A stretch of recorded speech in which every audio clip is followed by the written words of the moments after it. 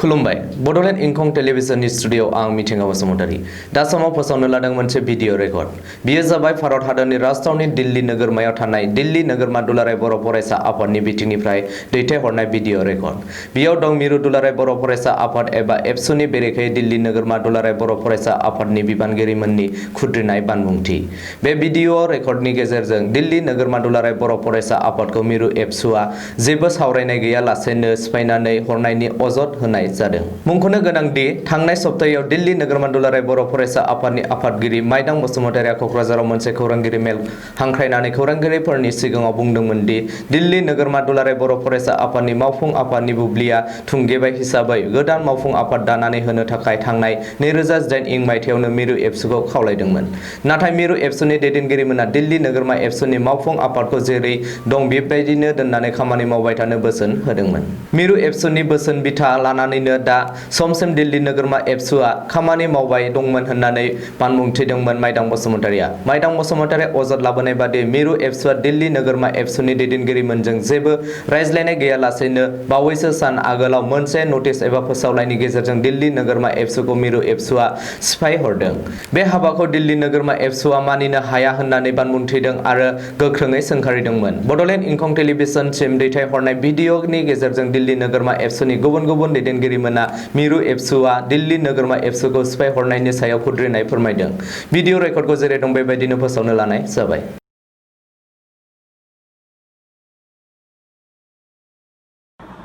खुलुमबाय आंनि नामा रेबेका बरगयारी आं दिल्ली इउनिट आबसुनि लिटारेरि सेक्रेटारि 2018 नि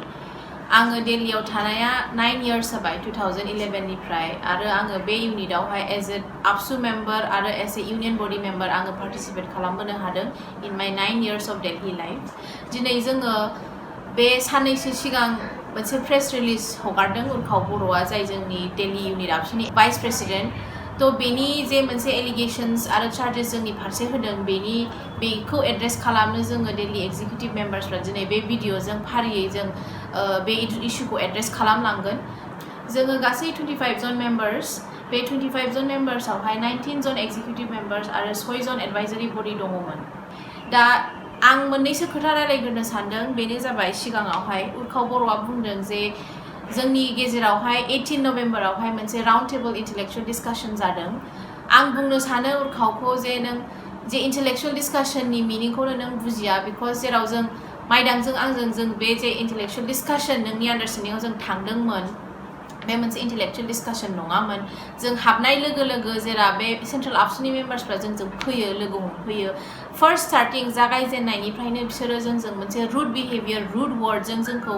जोंजों कनभारसेसन स्टार्ट खालामदों। बे जोंनि थाखाय मोनसे शक बायदि जानानै फैदों आरोखि जों मा दाय मावनानै जों साडेनलि बिसोरजों बिदि जागायजेननायनिफ्रायनो मारै बिदि गोखा वार्ड बाहायजेननानै रायलायदों। बेहाय मोनसे लेभेल अफ डिस्काशन जायाखै आंनि आन्डारस्टेन्डिंआव बे मोनसे इन्टारोगेशन लेभेलसोमोन जेरावहाय जोंखौहाय मोनफा मोनफा दाय हमलांबाय थादों जेनि जों जेबो आइडिया गैयामोन मा खारनाव जे जों बिदि एलिगेशंस आरो बिदि इन्टारोगेशन लेभेल जों खालामजादों। खुलुमबाय आंनि नामा देंखो ब्रह्म आं 2018 नि अल बड' स्टुडेन्ट इउनियन दिल्ली इउनिटनि जेनेरेल सेक्रेटारि। दा जोंना साननै सानथामसो सिगां उर्खाव बर' जाय भाइस प्रेसिडेन्टमोन जोंनि टाइमनि बे मोनसे प्रेस रिलिज होदों बिनि सायाव आं कয়েকটা रिप्लाइ होफिननो सानदों बेखौ। दा बे होनदोंमोन एमपि हाउसआव मिटिं जानाय जेराव बेखौ एपइन्ट खालामदों बेबादि जेबो एपइन्टमेन्ट खालामलायनाय जायाखैमोन। बेयाव जोंनि एक्स प्रेसिडेन्ट थाइफुं बसुमतारीया जास्ट गाव नायनानै प्रेफारेन्स होबोदोंमोन जेराव बे आंखौ फार्स्ट प्रेफारेन्स होदोंमोन फर जेनेरेल सेक्रेटारि पस्ट ओमफ्राय बेखौ बे एक्सुवेलि भाइस प्रेसिडेन्टफोराव दोनजागोनदां बेबादि होननानैसो होनदोंमोन खिन्थु बे गाव लुबैनानै जे पस्टखौ बिदोंमोन उर्खावा बे बिनायनि सायावसो बेखौ सेकेन्ड प्रेफारेन्सआव होदोंमोन जेनेरेल सेक्रेटारि। बिनि उनाव मिटिं जादों सेकेन्ड मिटिं जेराव गासिबो मस्ट अफ दि स्टुडेन्टसफोरा फैनानै सानदोंखि जेनेरेल सेक्रेटारि पस्टखौ जेनेबा सानै बेबो जानो लुबैदों मानसिफोरा आंखौ प्रिफार होदों बिनि सायाव गासिबो डेम'क्रेटिकेलि भट होसै होननानै भट होदों जेराव बे 0% भट मोनदों गासिबो आंखौ जिएस सायख'जोबदों। बयनिसिमबो आंनि खुलुमनायखौ आङो बावहरग्रोयो। आंनि मुङा थाइफुं बसुमतारी आरो आं दा बावैसो जालांनाय माखासे दिल्ली एबसुनि सायाव एलिगेशंस आरो एक्यूजेशंस ससियेल मिडियायाव नुनो मोन्दों आरो खोनानो मोन्दों जेखौ आं मोजां मोनाखै। बेयो गोबां आनफर्चुनेट आरो दुखुनांथाव मोनसे घटना। आं बयखौबो बेखौनो खावलायनो सानो जे बे इस्युखौ पलिटिकेल एंगल होनो नाङा गोबाङानो पलिटिकेल एंगल होनो नाजानो हागौ आं बेनिफ्राय गोजानाव थानो थाखाय खावलायो बेयो जाबाय दिल्ली एबसु आरो स्टुडेन्टस इउनियननि मोनसे इन्टारनेल मेटार आरो बेखौ लानानै पलिटिक्स गेलेनो नाङा आङो 2010 निफ्राय दिल्ली एबसुनि मेम्बार आरो 2018 आव आङो दिल्ली एबसुनि एडभाइजार नि बिबानखौ लानो गोनां जादों 2018 आव जेब्ला एक्जिकिउटिभ बडि दादोंमोन मोननैबो मिटिंआव आङो प्रेजेन्टमोन आरो बेनिफ्राय लानानै 2018 नभेम्बरनि जा दिल्ली एक्जिकिउटिभ मेम्बार्सफोरजों आरो सेन्ट्रेल एक्जिकिउटिभ्सफोरजों माखासे मिटिं जादों गान्धी पिस फाउन्डेसनाव बे समावबो आङो प्रेजेन्टमोन बेनि मिनिट डिटेल्स दङ आंनाव आरो बे मिटिंआव आं बुजिनो मोननाय बायदिब्ला माबानि डिसिसनखौ डिजोल्युशननि डिसिसनखौ लानाय जायाखैमोन नेथ'नो थोनदोंमोन माखासे डिसिसन्सखौ डाइरेक्ट खालामहरगोन होननानै दोनथ'नाय जादोंमोन एब्राप्टलि जोबदों बे मिटिंआ माबायाव गार्डेनारा लनाव जनायनि थाखाय माबा खालामदों मा होनो बेखौ अफेन्ड जानानै बादा होदोंमोन ओमफ्राय एब्राप्टलि जोबनाय जादों डिसिसन्स लानाय जायाखै स' बेखौ आङो खावलायो जोंनि सेन्ट्रेल एबसुनि मानगोनां आफादगिरि आरो मानगोनां नेहाथारिखौ गावसिनि आखायाव लानानै जाहाथे बिसोरो गुवारै साननानै नायो माखासे जिनिसफोरखौ आरो दिल्लीनि स्टुडेन्टसफोरखौ लानानै आरो दा 2018 नि एक्जिकिउटिभ्सफोरखौ लानानै आरो दिल्लीनि गागि मेम्बार्सफोरखौ लानानै जाहाथे खेमसे सावरायोबा गासिबो सलिउसन फैयो जाहाथे बयबो खौसेयैनो थानो हानाय बायदि आं बेखौनो खावलायनो सानदों खुलुमबाय आंनि मुङा रेशमा बसुमतारी आं दिल्ली एबसुनि मेम्बारमोन आंनि बे 10 yearsनि experience as a member of the union आं फंनैसो बाथ्रा बुंनो सानदों there has been an inconsistency executive member selection खालामनायावहाय जेराव बबेबा बोसोराव 15 मेम्बार्स बबेबा बोसोराव 27 आरो मालाबा 30 मेम्बार्स सिलेक्शन खालामनाय जायो बाहाय दिनै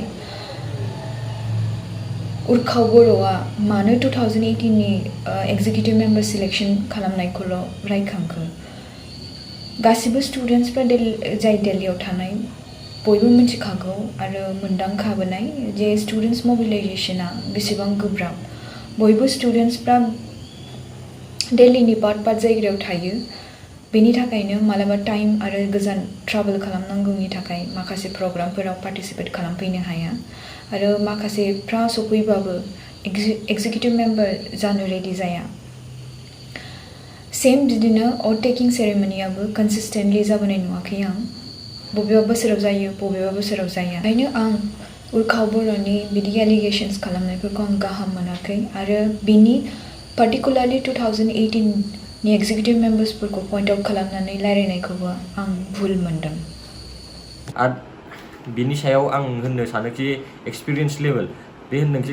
गावनि एक्सपिरियेन्स लेभेलखौ नायनानै जिएस एपइन्ट खालामदोंमोन बेबादिथ' बेहा जेबो एक्सपिरियेन्स गैया बे 2016 आवसो फैदोंमोन दिल्लीयाव 2016 निफ्राय 2016 आवबो बे इउनियन बडियाव गैयामोन 2018 आवबो 17 आवबो इउनियन बडियाव गैयामोन स' 2018 आव बेखौ मारै जिएस एपइन्ट खालामनो हानो दा नायनो थाङोबा 2013 आव आं दिल्लीयाव थांदों 2013 निफ्राय 2014 आव एस ए मेम्बार मावबोदों 2015 आवबो एस ए मेम्बार मावबोदों 2016 आव एसिस्टेन्ट जेनेरेल सेक्रेटारि मावबोदों 2017 आवबो एसिस्टेन्ट जेनेरेल सेक्रेटारि हिसाबै मावबोनाय जाहैबाय बिनि उनावसो आंखौ नायनानै आंनि कन्ट्रिबिउसनफोरखौ नायनानै जोंनि एक्स प्रेसिडेन्टआ आंखौ जेनेरेल सेक्रेटारि पस्टआव एपइन्ट खालामदों 2018 आव सरि नट एपइन्ट आइ मिन प्रेफारेन्स खालामदों स' बेबादि एपइन्ट खालामनायनि अथ'रिटि रावहाबो गैया जास्ट प्रेफारल' खालामनो हायो प्रेफारेन्सल' होनो हायो दा बिनि सायाव जोंनि जाय प्रेसिडेन्ट दंमोन माइदां बसुमतारी बेनाव एलिगेसन होदों कि बे हाइजेक खालामनानै लादों प्रेसिडेन्टशिप सिटखौ बेबादिथ' जेबो हाइजेक खालामनांगौ खोथा फैया बेहाय दा नायनो थाङोबा माइदां बसुमतारीयाबो एराउन्ड 9 to 10 years दिल्लीयाव थाबोनायमोन बे टाइमसिमाव स' बेहा गोदोनिफ्रायबो बिराद कन्ट्रिबिउसन होबोनाय दं दिल्ली आबसु इउनिटआव बिराद हार्डवार्क खालामबोयो गासिबो खामानिफोरखौ बिसोर बे मोनसे स्टार्टिं लेभेलनिफ्राय मावबोनाय जेराव बिसोरबो लाइक अर्गेनाइजिं एसिस्टेन्ट कालचारेल बेबादि सेक्रेटारि जाबोनानै एसिस्टेन्ट जेनेरेल सेक्रेटारिबो जाबोदों बिनि उनाव थाइफुंनि टाइमाव जाय जेला थाइफुङा प्रेसिडेन्टमोन बे टाइमाव माइदां बसुमतारीया जेनेरेल सेक्रेटारिमोन स' बेबादिसो पस्टआ गोजौ फैबाय थानानै बेनो प्रिफारेन्स होदों बेखौबो एपइन्ट खालामाखै प्रिफारेन्स होदों फर प्रेसिडेन्ट पस्ट आरो प्रिफारेन्स होनायनि सायाव गासिबो एग्रि खालामदों बेखौ प्रेसिडेन्ट एक्सेप्ट खालामदों माइदांखौ बिनि सायावसो माइदां बसुमतारियाबो प्रेसिडेन्ट जादों स' बेयाव बेबादि हाइजेकनि खोथा फैनो मोनामोन अबेखौ बिसोर फल्स एलिगेसन लागायदों दा माइदां बसुमतारिनि सायाव देट वाज टटेलि फल्स खुलुमबाय आंनि मुङा दैथुन बरगयारी आङो 2018 बेच दिल्ली आबसुनि आं कालचारेल सेक्रेटारिमोन आङो बावैसो थांनाय दाखालि उल्का बर' प्रेस कनफारेन्स होनायनि सायाव आं मोनथाम मोनब्रैसो रेसपन्स होनो सानदों फार्स्टआनो जाहैबाय रिजाग्नेसननि खोथा होनदोंमोन बियो रिजाग्नेसनखौ होनदोंमोन बियो जे फर्मेलि लेटार हरदों आब' माइदाङा जे सेन्ट्रेल आबसुनो बे टटेलि फल्स जा बे एलिगेसन लागायदों बेबो टटेलि फल्स नंखाय बाथ्रा आरो बे जा जेरक्स देखायदोंमोन बे जाहैबाय बे जोंनि वाट्सएप ग्रुपनिसो बे जोंनि दिल्ली एक्जिकिउटिभ मेम्बार्सफोरनि वाट्सएप ग्रुपखौ बियो स्क्रिनशट खालामनानैसो बे फर्मेल होननानै बेखौ हरदों बियो आनकनस्टिटिउसनेल जों मालाबाबो बिदि इनफर्मेल मालाबा हरा जों ओरैनो डिसकासन्स खालामलायदोंमोन जे एक्जिकिउटिभनि गेजेराव जे मारै हरो दा मा खालामनांगौ मा खालामनाङा बिदिल'मोन आरो बिनि उनाव आब' माइदाङा रायहरखादोंमोन सेन्ट्रेल आबसुजों जे डिजल्भ खालामबायबा नोंसोर डिजल्भ खालामबायबा नोंसोर माला गोदान इउनियन बडि दाफैगोन बाव बिसोर होनदोंमोन डिजल्भ खालामथ'वाखै नोंसोरखौ जे जों जेब्ला टाइम मोनो होनबा जों फैगोन ओमफ्राय जों इउनियन बडिखौ दाफैगोन बिसिमाव नोंसोर सालायनांगोन होननानै जोंखौ रिकुवेस्ट खालामदोंमोन औ जों सालायदों आरो उल्का बर'आ जे होनदोंमोन जे जों रिजाइन खालामदों होनदों डिजल्भ खालामदों होनदों बे टटेलि फल्स होननो थाङोबा आं बेखौ बे सासे इग'सेन्ट्रिक मानसि आरो बे सिखाव जाहैबाय आरो बे आनकनस्टिटिउसनेल थांदों मानोना सिखाव आंदों होनबा जोंनि बे प्राइभेसिखौ जों हाइजेक खालामनानै बे खावनानै बे स्क्रिनशट खालामनानै हरदों बे टटेलि फल्स बे मोजां जायाखै आंनि मुङा बुबुलि गयारी आङो दिल्लीयाव 8 बोसोर दंबोयोमोन स्टुडेन्ट हिसाबै ओमफ्राय आं बे समावनो दिल्ली आबसुजों मावबोनो मोनदों थांनाय दिनखालि उल्का बर' होननाय सासे स्टुडेन्टआ दानि कारेन्ट प्रेसिडेन्टनि अगेन्स्ट स्टेटमेन्टखौ होदोंमोन बेखौ आं जोबोद गोरोन्थि गोनां आरो दुखु गोनां बाथ्रा मोनो मानो होनोबा सासे फेल' स्टुडेन्ट ओमफ्राय फेल' वार्कारखौ जे एखे बोसोरावनो बिसोर मावबोबाय बिसोरखौनो जुदि बेयो हाइजेकिं खालामदों आरो आनकनस्टिटिउसनेलि मावदों आबसुनि कनस्टिटिउसनखौ फल' खालामाखै बेफोरबादि खोथाखौ रायलायोबा बिराद रं जायो मानो होनोबा जाय गोदोनिफ्रायनो मावबोखादों अथवा जा मावबोगासिनो दं बिसोर मिन्थिखायो ग्राउन्ड रियेलिटिसा मा कि स्टुडेन्टआ जुदि जाय अर्गानाइजेसनाव हाबनाय लगे एक्जिकिउटिभ बडि हाबनाय लगे माबायदि लिमिटेड रिसर्सेसजों ओमफ्राय लिमिटेड नाम्बार अफ भलन्टियार्सजों लानानै माबायदि इभेन्ट्स कन्डाक्ट खालामो अथवा मा खामानि मावनांगौ बे खामानिफ्रा बेसे गोब्राब बेखौ मिन्थिखायो ओमफ्राय रावबो बिदि अथ टेकिं सेरेमनि बादि खोथाखौ लानानै मालाबाबो गिदिर इस्यु बानायफेरा ओमफ्राय जुदि बिदि खोथाया जादोंबा ओमफ्राय सोरबा स्टुडेन्टखौ बिदि द'स होनाय बादि जादोंबा बे खोथाया बिराद गोदो जाय मावबोदों बिसिनि थाखायबो ओमफ्राय आरो जा फिउचार जेनेरेसन आरो जाय मावबोनो लुबैदोंमोन दा फिउचाराव जाय मावबोनो ओंखारबोनो नागिरदों बिसिनि थाखायबो बिराद डिसकारेजिं जायो मानो होनबा बिदिखौ नोङो मोनसे सेन्स अफ सिकिउरिटिखौनो नों सिफायनानै दोननाय जायो मानो होनबा सासे स्टुडेन्टआ गोसोजों मावनो फैनायाव जुदि बिदिबो होनजायोबा बे बिराद डिसकारेजिं ओंखायनो बेबादि खोथाया ससियेल मिडियायाव जानो नाङामोन नेम कलिं जानो नाङामोन सासे मानसिखौ बिदि सायख'नानै बासिख'नानै मोनसे पार्टिकुलार इयाराव 2018आव बिदि पिन पइन्ट खालामनानै अथ टेकिं सेरेमनि बादि बुस्थुखौ जे बुस्थुआ सब समाय मिन्थिखायो कि अभार द इयार्स इनकनसिस्टेन्टलिसो जाखायो अबेबा बोसोराव जानो हाया अबेबा बोसोराव जानो हायो बेफोर मोनसे टेकनिकेल डिफिकाल्टिस जायो स' बेखौ लानानै सासे मानसिखौ द'स होनाया बिराद गोरोन्थि गोनां खोथा सेकेन्ड इस्युआ जाबाय दा बुंदों कि दिल्ली इउनिट आबसुआ डिजल्भ जाबाय होननानैहाय आं बुंनो सानो आरो जोंनि बे जेनेरेल आन्डारस्टेन्डिंखा जों गासिबो एक्जिकिउटिभ मेम्बार्सआ मिथिलायखागौ बेखौहाय बे इउनिटआ डिजल्भ जायाखैमोन 2018आवहाय नंगौ जोंनि गेजेराव मोनसे इस्यु जादोंमोन बेखौ सेन्ट्रेल आबसुआ जोंजों रायलायनो फैदोंमोन खिन्थु बे डिसकासननि गेजेरावहाय बे साननैनि डिसकासन गेजेरावहाय जेला जोंनि साइडनिफ्राय जेला रेजिगनेसन आरो इउनिटखौ डिजल्भ खालामसै होननानै जों जेला अफार होयो बिसोरो जोंखौ होनफिनदों कि नांथ'वा नोंसोरनो गोदान बडि दाजासिम नोंसोरनो इउनियन बडिखौ सालायथ' होननानैहाय थेवब्लाबो जोंनि साइडनिफ्राय एसे जोंखौ आउट अफ डिसरेसपेक्ट जोंखौ बिदि एथ' गाज्रि एलिगेशन्स आरो चार्जेस होनायावहाय जोंनि सेल्फ रेसपेक्टखौ साननानै सानबाय जों इउनियन बडिखौ हगारनोसै नाथाय बिसोरो जोंनि बारे रेसपन्स बिहरनायावहाय मेरला इनफर्मेल आरो थ्रु फन कनभारसेशन्सबो रायलायनायावहाय जों बिसोरखौ बुंदोंमोन कि जोंनि रेजिगनेशनखौ एक्सेप्ट खालामदो खिन्थु बिसोरो खालामाखै बिसोरो फनाव जोंखौ बुंहरबाय थादों नोंसोरनो सालायथ' इउनियनखौ आनटिल एन्ड आनलेस गोदान बडि दायागौमानि होननानैहाय दा बेखौनो आं बुंनो सानो जे दा जों रिसेन्टलि जों मोनथिनाया जों बेखौ माजों मोनथिदों फेसबुकनि थ्रुयै मोनथिदों कि जोंना इउनियन बडिया डिजल्भ जाबाय होननानै जुदि इउनियन बडिया डिजल्भ जाबायमोनबा बेखौ जोङो माने 2018आवनो मोनथियाखै दासो माने 2 इयार्सनि उनावहाय जोङो थ्रु फेसबुक मोनसे सेन्ट्रेल आबसुनि नटिसजोंसो जों मानो मोनथिगो बे मोनसे नटिसा जोंनाव पार्सनेलि एस ए मेम्बार जोंनाव सफैनांगौमोन जोंनाव जोंनि प्रेसिडेन्टनावबो सफैयाखै जोंनि जिएसनावबो सफैयाखै जोंनाव रावनावबो सफैयाखै दा बेखौ जोङो ससियेल मिडियानि थ्रुयै मोनथिदों बे जोंनि थाखाय बिराद दुखु गोनां बिकज जों दिल्लीयावहाय एस ए स्टुडेन्ट बडि जोङो गावजों गाव मिलायनानै थायो जोंना मोनसे दिल्लीयावहाय मोनसे स्ट्रं बन्डिं दंखायो जोंनि स्टुडेन्टसफोरनि गेजेरावहाय नाथाय बे साननैसोनि गेजेरावहाय बिदि जाथाय जानानै थांनायाव जोंनि गेजेराव बे मोनसे स्टुडेन्टसफोरनि गोसोआव बिराद दुखु नांथाव मोनदों जोंनि एक्स मेम्बार्सफोर जाय दिल्ली गारनानै फैबाय आरो दा जों प्रेजेन्ट स्टुडेन्टसफोर बिसोरनि गेजेरावबो बिसोरो दुखु फोरमायहरदों दा जों बेखौनो बुंनो सानो आरोना कि जोंनि गेजेराव जे इसु जादों बेखौ जोङो थाबैनो सल्भ खालामनो हाबा मोजां जागोन आरो बेनो जोंनि स्टुडेन्टस दिल्ली बर' स्टुडेन्टसफोरनि थाखाय मोनसे गोनांथि इमिडियेट गोनांथि ताकि फिउचार जेनेरेशन फिउचार इयार्सआव जे जाय स्टुडेन्टसफोर फैगोन बिसोरो बे मोनसे इउनिटजोंहाय एस ए स्टुडेन्ट होननानै बिसोरो गोसो गुदुं जानानैहाय पार्ट खालामनो हायो खुलुमबाय आंनि मुङा नेरसोन ब्रह्म आं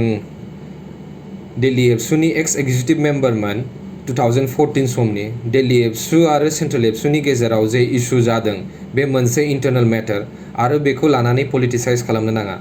एबसुआ मोनसे डेम'क्रेटिकलि इस्टेब्लिश स्टुडेन्ट इउनियन बडि दिल्ली एबसुनि एडभाइजार्सफ्रा मालाबाबो सासे इन्डिभिजुवेलखौ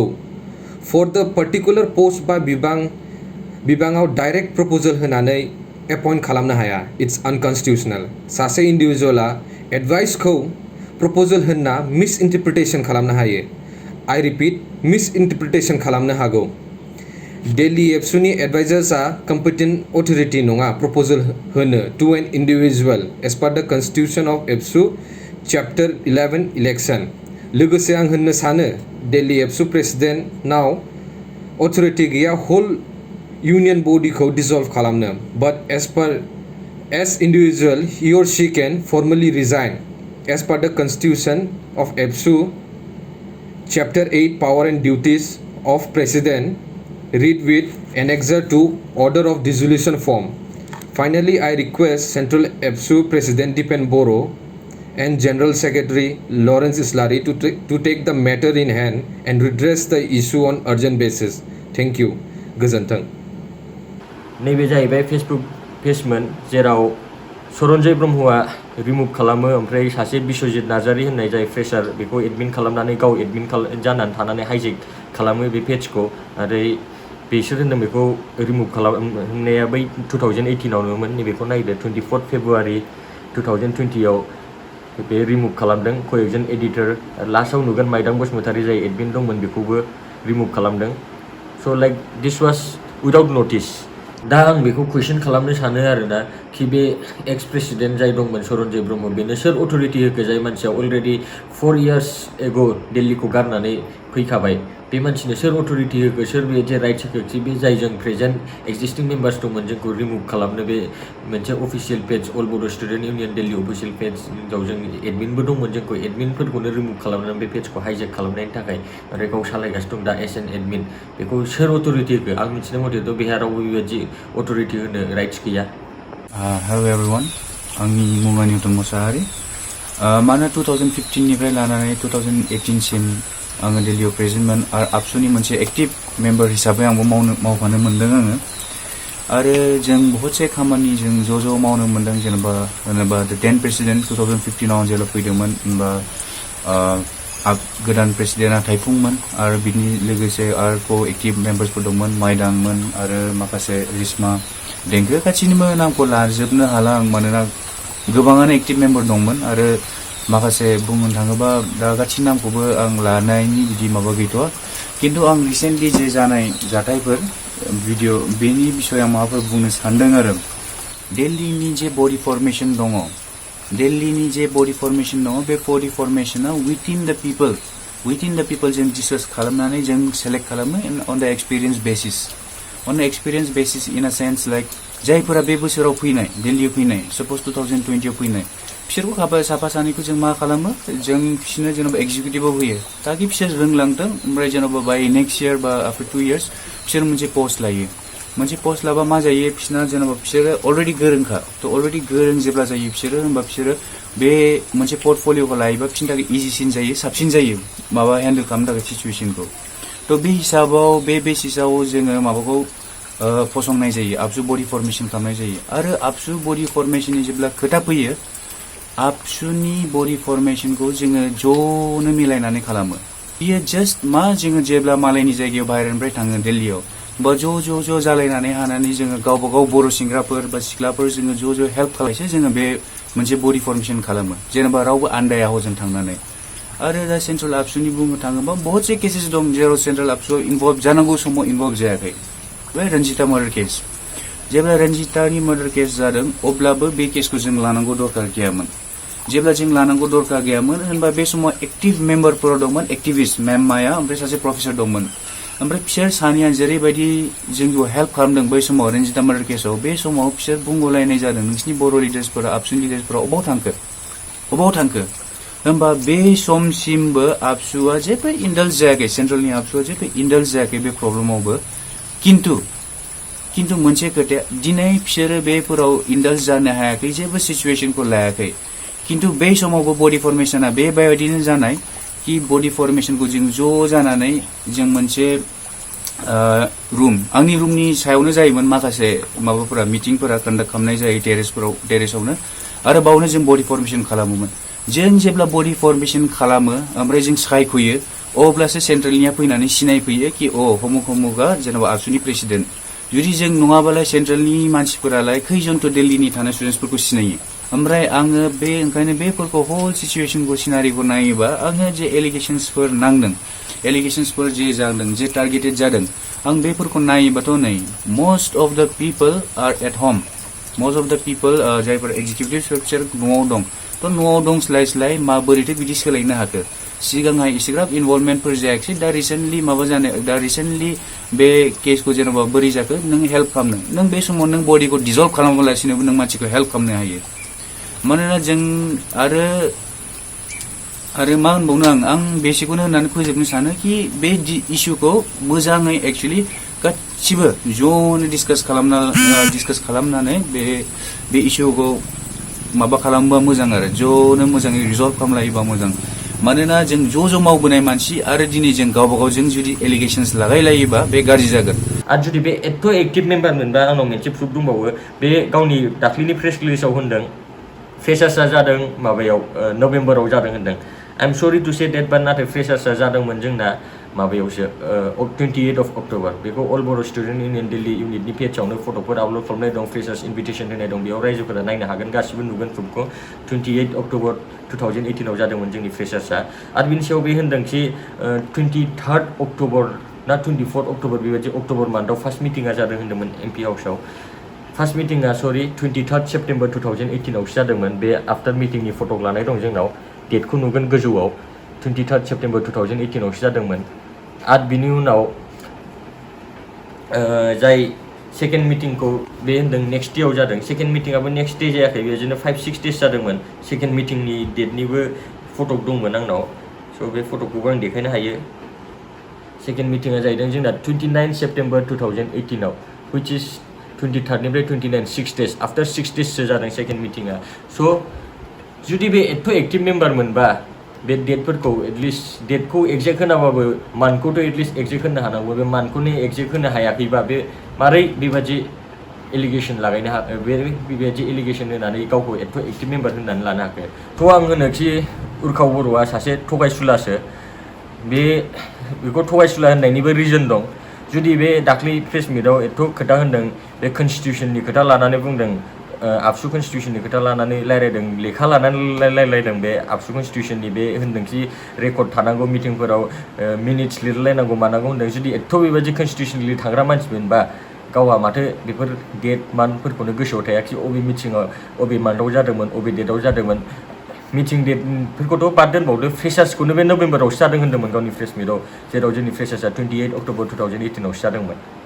जोंनि दाखालिसो थांनाय प्रेस कनफारेन्सआव जोङो मान लाखिनो थाखाय जोङो रावनिबो नाम लायाखैमोन नाथाय उर्खावा जोंनि बे प्रेस रिलिजखौ नुनानै बेनि रेसपन्सआव बे जेला मोनसे भिडिअ हगारदों बाहाय बियो जोंनि नामफोरखौ गोदाव सोराव बियो लादों आंनिबो नामा मख'जादों बे दिनावहाय दा बेहाय आं बुंनो सानो आरोना जोङो एज ए स्टुडेन्ट जों हिसाबै मावो नाथाय नोंनि बे पाब्लिक स्पेसाव नाम लानाय मानि बे मा जोंखौ मोनसे डिफेमेशन इस्युबो जानो हायो बेल' नङा बेनि लोगोसे बियो डिस्ट्रिक्टफोरनिबो नाम लादों जेरावहाय उमुगा उमुगनि डिस्ट्रिक्टनि होननानै मेनसन खालामदों दा बेहाय मा नुयो उर्खावा जोंनि स्टुडेन्टसफोरनि गेजेरावल' नङा नाथाय डिस्ट्रिक्टसफोरनि गेजेरावबो बियो मोनसे भुल बुजा बुस्थुखौहाय बियो सोरजिहोनो नाजादों दिल्लीयावहाय जोङो एभ्रि डिस्ट्रिक्टनिफ्राय थाङो क'क्राझार उदालगुरि चिरां बाहाय इकुवेल रिप्रेजेन्टेसन अफ स्टुडेन्टस जायो इकुवेल नाम्बार अफ स्टुडेन्टस जों ज' थायो जों बाहाय डिस्ट्रिक्ट जेबो बिदि जेंना जेंनि जालायनानै जों थाया दा बेनि बे मेनसन खालामनायावहाय जों मोनो आरोना कि बे डिस्ट्रिक्टनि मेनसन लाबोनायावहाय बेनाव मोनसे साननाय दङ डेट जों अबेबा मोनसे पार्टिकुलार डिस्ट्रिक्टखौ फेभार खालामो दा बिदि नङा दा आं उर्खाखौ सानजानो लुगैदों जे नों मा सेन्सआवहाय जे मोनसे पार्टिकुलार डिस्ट्रिक्टखौ नों मेनसन खालामदों जों गासैबो स्टुडेन्टसा दिल्लीयावहाय जोङो ज' डिफारेन्ट डिस्ट्रिक्टनिफ्राय थांनानै जों ज' एज ए बर' स्टुडेन्ट होननानैसो जों आइडेन्टिफाइ खालामो दा बेखौहायनो जों एज ए ग्रुप जों बेखौ मोजां मोनाखै जोंनि नाम लानाय आरो जोंनि डिस्ट्रिक्टनि जों अबे बेकग्राउन्ड अबे डिस्ट्रिक्टनिफ्राय फैयो जों बेनि फारसेबो जोङो जोंनि गोसो सिंनिफ्राय जे गाज्रि मोननाय बेखौ जों फोरमायो उर्खाव बर'नि कन्ट्रिबिउसननि सायाव उर्खाव बर'आ जेबो कन्ट्रिबिउसन होआखै बेखौ जों अननानै जेनेरेल सेक्रेटारि अबेखौ बे लुबैनानै बिनानै मोनाखै आरो बेनि सायाव पाब्लिकफोरा बेनि सायाव आंखौ सायख'दों एज ए जेनेरेल सेक्रेटारि बेयाव बेहा इग' हार्ट जादों इग' हार्ट जानायनि सायाव बे थांदों आं खोनानो मोन्दों कि सेन्ट्रेल आबसुनिसिम थांनानै गाबहैदों बे गावखौ जेनेरेल सेक्रेटारि पस्ट दोनैनि कमप्लेन हैदों जोंनि सायाव फल्स एलिगेसन लागायहैदों जोंनि सायाव जेखौ सेन्ट्रेल आबसुआ जोंजों डिसकास खालामालासिनो बे वान साइडेड बिनि खोथा लानानै जोंखौ कुइसन खालामदों जेराव जोंना इउनिटिया बांसिन स्ट्रं दं जों बांसिन इउनिटि दं बेल' सासे सिंगोल मानसि उर्खाव बर'आ जाय जोंनि इउनियननिफ्राय हारसिङै गावस्रानानै थांदों हारसिं गावस्रानानै थांनानै बेबायदि फल्स एलिगेसन लागायहैदों आरोबाव खोनानो मोन्दोंमोन 1000 स्टुडेन्टसफोर दं औ जानो हागौ दिल्लीया बहुत गिदिर जुदि बियो गाव होन्दोंमोन ना गाव भाइस प्रेसिडेन्ट जुदि बियो भाइस प्रेसिडेन्टमोनबा मानो बे 1.5 इयाराव मानो बे एक्टिभ रल प्ले खालामनानै मानो 1000 मेम्बार्सनि गेजेराव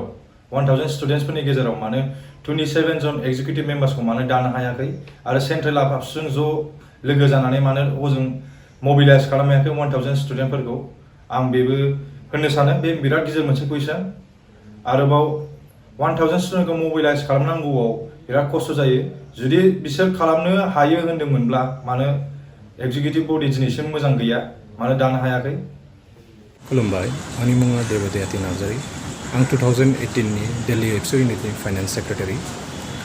जोंनिसिम as a executive body member बा जोंनि प्रेसिडेन्टनिसिम जेबो सेन्ट्रेल एबसुनिफ्राय दिल्ली एबसुआ डिजल्भ जासिगोन बा डिजल्भ जाबाय होननानै जेबो प्रायर नटिस फैयाखै आरो जों बिदि आनकनस्टिटिउसनेल एक्टखौहाय जोङो कन्डेम खालामो गोजोन्थों उर्खाव बिथाङा बुंदों जे जोंना आबसुनि कनस्टिटिउसन बुकआवहाय चेप्टार 20आवहाय लिरनाय दङ खिन्थु आं फरायनायाव आं नुदों बे कनस्टिटिउसन बुकआव चेप्टार 20आनो गैया बाहाय चेप्टार 5सो दङ जेरावहाय आर्टिकल 20आवसो मेनसन खालामनाय दङ बेबो सेन्ट्रेल कमिटिनि मेम्बार्सखौ लानानैसो स' बिथाङा आंनिबा दिनैसिम सेन्ट्रेल कनस्टिटिउसन लेखाखौनो फरायनो मोनफेराखै आरो बियो बुंबावदों जे जोंना बाहेरायाव थानाय इउनिभार्सिटिसफोरनि थाखाय मोनसे कनसिडारेशन्स होयो होननानै बुंदों स' बिथाङा दिनै बेखौ बुजिनानैहाय जोंखौ मानो बे फिक्स नाम्बार अफ मोनसे इउनियन मेम्बार जानांगौ होननानै जोंखौ मानो थाखाय एथ' प्रेस खालामदों दा बिथाङाबो दिल्लीयाव थानानै मिन्थिखागौ दे दिल्लीया माबायदि सिटुवेसन जों माबायदि सार्कामस्टेन्सेसआव थायो स्टुडेन्टसफ्रा फरायनो थाहैयो जेनि गेजेरावहाय नों बयबो एज ए इन्डिभिजुवेल बिसोरो आबसुआव लिड लानो होननानैहाय ओंखारा नाथाय बेनि गेजेरजोंबाबो जोङो 20-30 जन जे स्टुडेन्ट जे ओंखारो जोङो बेनि गेजेरजोंनो जोङो बे दिल्लीनि मोनसे इउनिटखौ जोङो मोनसे फोथांनानै लाखिनो थाखाय जों एभ्रि इयार नाजायो स' बेनि थाखायनो जोंना बे मोनसे हार्ड एन्ड फास्ट रुलखौ जोङो फल' खालामनो हाया when it comes to the number of executive members जों मालाबा 27 जनजोंनो खालामो मालाबा बेनिफ्राय लेस नाम्बारजोंनो जोङो खामानिखौ सलायलाङो मालाबा बेनि बाराबो जायो थ' बेनि थाखायनो जोंना बे हार्ड एन्ड फास्ट रुल मोनसे रिजिड नाम्बारखौ जों फल' खालामनो हाया बिथाङा बुंदों जे जोंना 1000 मेम्बार्स 1000 स्टुडेन्टसफोर दङ जानो हागौ it's a very big city मोनसे गिदिर सिटि बे बाहाय जों नाम्बार अफ काउन्ट्सखौ जों गोमायो जोंहा S A human S A individual जों बयबो मोनसे एंगेज जानानै थायो गावबागाव इउनिभारसिटियाव स' बेनि गेजेरजों जोङो बयनिखौबो जों काउन्ट लाजोबनो हाया नाथाय बेनि गेजेरजोंबाबो जोङो जे स्टुडेन्ट जों मबिलाइज खालामो जोङो एभ्रि इयार मोनसे फ्रेशार्स लालाङो फ्रेशार्सल' नङा जोंनि बे मोनसे रेसपन्सिबिलिटि एभ्रि इयार जे डिफरेन्ट इश्युसफोर जे जोंनि गेजेरावहाय बर' स्टुडेन्टसफोरनि गेजेराव जे रेस जायो मोनसे दिल्लीयाव थाबा माबा मोनसे मालाबा फरायनायनि बेलाखौ लानानै सोरबा मालाबा पार्सनेल इश्युखौ लानानै जों सल्भ खालामनांगौ जायो स' जों बे 15-20 जन स्टुडेन्ट्सनि गेजेरावबाबो जोङो बे इश्युसफोरखौ जोङो एभ्रि इयार स्मुथ खालामो जोंनि बे इउनियन मेम्बाराव साबसे दं साबसे गैया बे बुस्थुआ मालाबाबो जोंनि खामानियाव इफेक्ट खालामफेराखै आंनि जेसेबां बोसोर थानाय 9 इयार्सआवहाय बे बुस्थुआ इफेक्ट जाफेराखै जोंनि आबसुनि मटिभानो at the end what survival unity बेहाय लिरनाय दङ इउनिटि सार्भाइभेल एन्ड प्रस्पेरिटि स' जों बेनि गेजेरजोंनो जों 15-20 जनबाबो जोङो बे मोनसे एमखौहाय जों लाखिनानै दोनो इउनिटि सार्भाइभेल एन्ड प्रस्पेरिटि दा उर्खाव बिथाङा बुंदों दे जोंनि गेजेराव इउनिटि गैया माबा मोनसे जेंना जेंनि जानानै डिजल्भ जादों बे बुस्थुआ गैफेरामोन जोंनि गेजेराव सबसमाय इउनिटि सार्भाइभेल एन्ड प्रस्पेरिटिया दङमोन दा दिनैसो बे इस्यु जानानैहाय जोंनि गेजेराव बे मोनथाम मटिभा इउनिटि सार्भाइभेल एन्ड प्रस्पेरिटिया जोंनि दिल्ली इउनिट आबसुनि गेजेराव मोनसे बे गोजान जानाय जादों दा बेनि थाखाय जों स्टुडेन्टसफ्रा बेखौनो सानो आरोना एसेबां बोसोर जोंनि गेजेरावहाय जोङो स्मुथलि फांसनिं खालामबोबाय नाथाय बे 2018निखौ लानानैहाय दिनै मानो सेलेक्टिभलि बे बुस्थुखौ लानानैहाय मानो जोंखौ कुइसन खालामदों जों बेनि सायाव स्टुडेन्टसफ्रा बेखौ मोजां मोनाखै प्रेस कनफारेन्सआव बेजों थाफानाय मानसिफोर सानै दंमोन बेयो दिल्लीयाव फराया आरो जों सिनाया बिसोर सोरमोन होमबा बाव मिन्थियो बाव रावबो एक्जिकिउटिभ मेम्बार्स गैयामोन बेजों गासिबो आलदा आलदा जायगानिमोन जों सिनाया बिसोरखौ आरो बाव दाखालिसो आब' माइदां प्रेस रिलिज होनायाव बाव गासिबो एक्जिकिउटिभ मेम्बार्सफोर दंमोन जाय एक्सबो दंमोन एक्स मेम्बार्सबो दंमोन एक्स प्रेसिडेन्टसबो दंमोन एक्स भलन्टियार्सबो दंमोन आरो एक्स स्टुडेन्टसफोर मेला जाय दिल्लीयाव रिटायार जादोंमोन दिल्लीयाव फरायदोंमोन बिसोरबो दंफायोमोन आरोबाव दिनै नुनो मोनो आरो होमबा सापर्टआ सोरनाव दं दा जों आउट अफ 30आव जेनेबा 26-27 जुदि सापर्टआव दंबा बे सासे सानैनि खोथा लानानै बे फोसावनाया मोजां नङा आरो बे टटेलि फल्स एलिगेसना जे लागायदों बे नङा नंखाय बाथ्रा बे हारसिं गावनि इग' सेन्ट्रिकनि थाखायसो बे गाव दुखु मोननायनि थाखायसो बे पस्ट मोनैनि सायावसो बे रागा जोंनानै बे जोंखौ दाय होदों आरो सेन्ट्रेल लेभेलाव जोंखौ गाज्रि नाम जोंखौ फोसावहैदों आरो जों गोदोनिफ्रायनो इउनाइटेडखा जोंनि दिल्ली आबसुआ अलवेज जों स्ट्रंखा इउनिटि दं जोंना इउनिटि गैया होनना बुंदोंमोन बे एलिगेशन लगाइदोंमोन बे टोटली फॉल्स। मेरा नाम जानू सोलगेरी है। मैं बोरपेटा आसाम से बिलोंग करता हूँ। बेसिकली मैं ऑलमोस्ट 20 ईयर्स से दिल्ली में रहा हूँ, तो मेरे बोलने का एक्सेंट थोड़ा हिंदी में होगा। तो मैं 2018 से all Bodo student unions Delhi का वाइस प्रेसिडेंट भी रह चुका हूँ मतलब अभी भी हूँ देखा जाए तो यहाँ पर मैं कुछ कहना चाहता हूँ। जैसा कि मैंने कहा, मैं 20 साल 20 ईयर्स कुछ रह रहा हूँ और तो मैंने दिल्ली एब्सू का जितना भी आज तक प्रोग्राम देखा है, मैं कुछ 2008 से लेकर 2020 तक मैंने दिल्ली एब्सू से रिलेटेड सारे फंक्शंस सारे इवेंट्स अटेंड किए। तो वहाँ पे आज तक कभी भी किसी पे ऐसा क्वेश्चन नहीं किया। तो मैं बस ये कहना चाहता हूँ कि 2018 में हम लोगों ने जब मिल के एक एग्जीक्यूटिव बॉडी न्यू बनाई, हम लोगों के पास 20 से अबव पीपल थे, स्टूडेंट्स थे, काफ़ी सारे काम करने वाले। कुछ ऐसा था जिन्होंने जो दिल्ली में काफ़ी साल से रह रहे थे, उन्होंने दिल्ली छोड़ दिया। कोई अपने न्यू एडमिशन्स में आसाम शिफ्ट हो गए, हर कोई वो अलग अलग हो गया। तो जो दिल्ली में स्टूडेंट्स रह रहे थे, एक्सपीरियंस काफ़ी सालों से जो दिल्ली में रह रहे, जैसे कि मैं भी उनमें से एक था, हालांकि मैंने 2014 से दिल्ली एप्सू के लिए काम किया, बट वाइस प्रेसिडेंट की पोस्ट मुझे 2018 में मिली। तो यहाँ पर मैं कहना चाहता हूँ कि 2018 में जो हम लोगों ने एग्जीक्यूटिव बॉडी बनाई थी, जो टीम थी, वो हम लोगों ने मेजॉरिटी के साथ बनाई। यहाँ पर डिसॉल्व करने की बात आई तो एक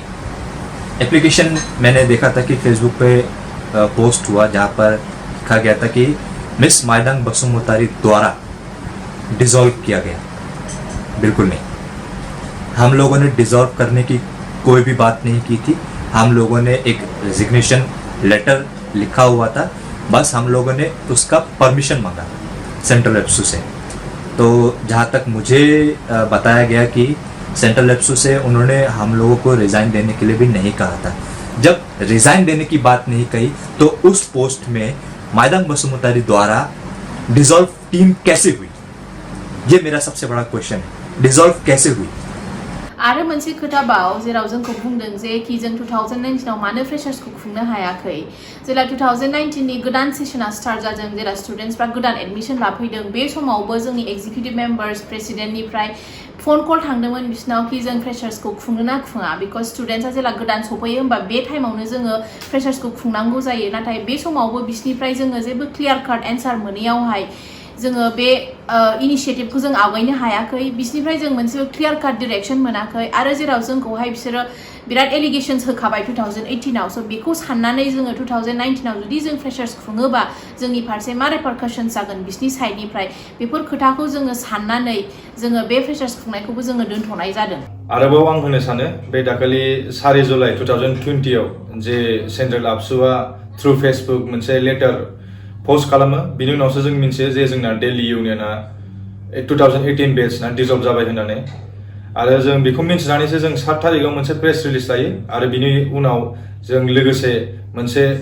फर्मेल लेटार हरनानै जों आबसुनि सेन्ट्रेल आबसुनि प्रेसिडेन्ट आरो सेक्रेटारिखौ जों एड्रेस खालामनानै मोनसे फर्मेल लेटार हरो जे थाबैनो रिजल्भ खालामनांगौ होननानै। ओमफ्राय दा जों नुनो मोनो जे जों एड्रेस खालामदों सेन्ट्रेल आबसुनि प्रेसिडेन्ट आरो सेक्रेटारिखौ, नाथाय रेसपन्ड खालामदों होनबा उर्खा बर'आसो। आं दा बेखौनो सोंनो सानो उर्खा बर'आ सोर आरो बे सेन्ट्रेल आबसुखौ मारै रिप्रेजेन्ट खालामखो आरो बेनो सोर अथ'रिटि होखो? खुलुमबाय, आंनि मुङा हेमचन्द्र ब्रह्म। आङो अल बड' स्टुडेन्टस इउनियन दिल्लीआव 2012 आव एक्जिकिउटिभ मेम्बाराव आङो एज ए लिटारेरि सेक्रेटारि मावबोनो मोननाय। 2012 आव जेला एबसु दिल्लीआ 25 इयार्स कमप्लिट जादोंमोन होनबा आङो सिलभार जुबलि खुंनायाव आंबो दङमोन एज एन एक्जिकिउटिभ मेम्बार। आरो बेयाव जे भिजन मेगाजिन पाब्लिश खालामदों, यारलि मेगाजिनखौ पाब्लिश खालामदोंमोन होनबा बेहाय आङो एज ए एडिटर आङो खामानि मावबोदों। आं दिल्लीआव 10 बोसोरानो जाबाय। दा जथ्थ'ग्रा नैबे साननै सानथामाव नंखाय बाथ्राखौ जे फेसबुक ससियेल मिडियायाव फोसावदों आरो प्रेस मिट खालामनानै जे नंखाय बाथ्रा फोसावदों, आं बेखौ दुखु मोनदों आरो लोगोसे आं बेखौ कन्डेम खालामो। दिल्ली एबसुखौ आं नुबोनाय आरो अल बड' स्टुडेन्टस इउनियन दिल्लीनि जे एक्जिकिउटिभ मेम्बार्सफोर 2018 नि, बिसोर एक्जिकिउटिभ मेम्बार्सफोरजों जोङो लोगोसे मावबोनो मोननाय। जों जेला दङमोन 2012 निफ्रायनो जों बिसोरजों लोगोसे मावबोनो मोननाय आरो बिसोरो एकदम हार्ड वार्किं होननानै आं सानो। आरो अल बड' स्टुडेन्टस इउनियन दिल्लीआ मोनसे डेम'क्रेटिक अर्गेनाइजेसन। बेहाय गोबां जायगानिफ्राय जेरेखम आसामनिफ्रायनो बर'नि फरायसाफ्रा थांनानै मोजां इउनिभारसिटियाव एडमिसन मोननानै फरायनायजों लोगोसे अल बड' स्टुडेन्टस इउनियनाव मावहैयो। ओमफ्राय जे गोबां डिस्ट्रिक्टसफोरनिफ्रायबो स्टुडेन्टसफ्रा थाङो आरो एज ए इउनिटिजों डिफारेन्ट बेकग्राउन्डनिफ्राय फैयोबाबो जयै मावलायलायो। दा बे जयै मावलायलायनायखौ कुइसन खालामनाया, नंखाय बाथ्रा फोसावनाया इउनिटिखौ सिफायनायनि मोनसे लामा, आं बिदि सानो। आरो आं सेन्ट्रेल कमिटिखौ जे मानगोनां सेन्ट्रेल एबसुनि जथ'ग्रा मेम्बार्सफोर दङ बिसोरखौ आं खावलायो जे बेखौ बे इसुसफोरखौ नंखाय बाथ्रा फोसावनाय इसुसफोरखौ साफा सानै जाय नंखाय बाथ्रा फोसावगासिनो दासान्दि बिसिनिफ्राय मोनसे सेन्ट्रेल कमिटिनिफ्राय मोनसे रिभिजिट जानांगौ रिथिं जानांगौ बे बुस्थुआ आरो दिल्ली एबसुआव जथ'ग्रा एगजिकिउटिभ मेम्बार्सफोर दङ बिसोरो मोजां मोजां इउनिभारसिटिसफ्राव मोजां मोजां फरायनाय आरो आं सानो जे आंनि पार्सनेल भिउ पइन्ट बियो जे जोंनि बर'नि थाखाय बिसोरो मोनसे human resource valuable human resource precious human resource आरो बिसोरो फिउचाराव बर'नि थाखाय मोनसे आं सानो मोनसे डेभेलपमेन्टआव बर'नि हारिनि डेभेलपमेन्टआव बाहागो होनो हानायनि खेमथा दं दा आं लास्टआव बेखौनो बुंनो सानो जे जाय मानसिया प्रेस मिट खालामलायनानै जे बेफोरबायदि नंखाय बाथ्राखौ फोसावबाय बिनि थाखाय इन फिउचार दिल्लीनि बर' फरायसाफोरल' नङा गोबां गोबां स्टेट्सफ्राव जाय बर' फरायसाफोर थाहैनाय बिसोरबो जोंनि बे संगठनाव अल बड' स्टुडेन्टस इउनियननि संगठनाव मावनायखौ बिसोरो गोब्राब मोनगोन आरो आं बेनिफ्रायनो आं मोनसे दुखु फोरमायो जे बिदि जाथाया जानो नाङामोन आरो जे मानसिया जे प्रेस मिट खालामनानै नंखाय बाथ्रा फोसावनाय आं बेखौ पार्सनेलि आं सिनायो जेला आङो दिल्लीयाव रन्जिता बर'नि मार्डार जादोंमोन बेयाव जोङो एखेलगे जोङो दिल्ली एबसु 2018नि जे एगजिकिउटिभ मेम्बार्सफोर दङ बिसोरबो बै समाव जोंजोंनो लोगोसे रन्जितानि राइट्सनि थाखाय नांदोंमोन बेवहाय माखासे माने मानसिया मोनथिनो मोन्दों आङो जे एसे पेसिभ लायार काइन्ड अफ जायनि मुङा उर्खाव बर' होनो दा आं ओंखायनो खावलायो जे बेफोर इस्युसखौ रिजल्भ खालामनांगौ थाबैनो आरो रिथिं खालामनांगौ जोंनि मानगोनां सेन्ट्रेल एबसुनिफ्राय